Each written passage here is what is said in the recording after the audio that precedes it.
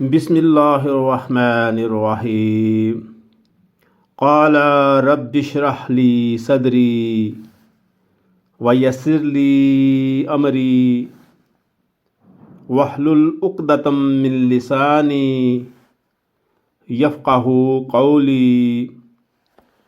یہ سورہ طٰہٰ پارہ نمبر 16 کی آیت نمبر 25، 26، 27 اور 28 چھوٹی چھوٹی 4 آیات ہیں۔ یہ حضرت موسیٰ علیہ السلام نے اللہ تبارک و تعالیٰ سے دعائیں کی تھی۔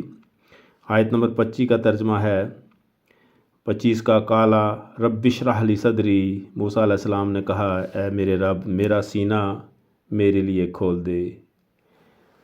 آیت نمبر 26 میں اور دعا کرتے ہیں ویسر لی امری، اور میرے کام کو مجھ پر آسان کر دے جو مشکلات پیش آ رہی تھی۔ واحلل عقدۃ من لسانی، کیونکہ ان کی زبان میں لکنت تھی، صحیح طریقے سے بات نہیں کر سکتے تھے، لوگوں کو سمجھ نہیں آتی تھی، لہٰذا انہوں نے یہ دعا بھی کی کہ یا اللہ میری زبان کی جو گرہ ہے اس کو کھول دے تاکہ یفقہوا قولی، تاکہ لوگ میری بات کو کما حقہ سمجھ سکیں۔ تو یہ معاملہ تو ہر انسان کے ساتھ ہیں، لہٰذا یہ 4 آیتیں یاد ہونی چاہیے انسان کو، ایک مومن یا مومنہ کو۔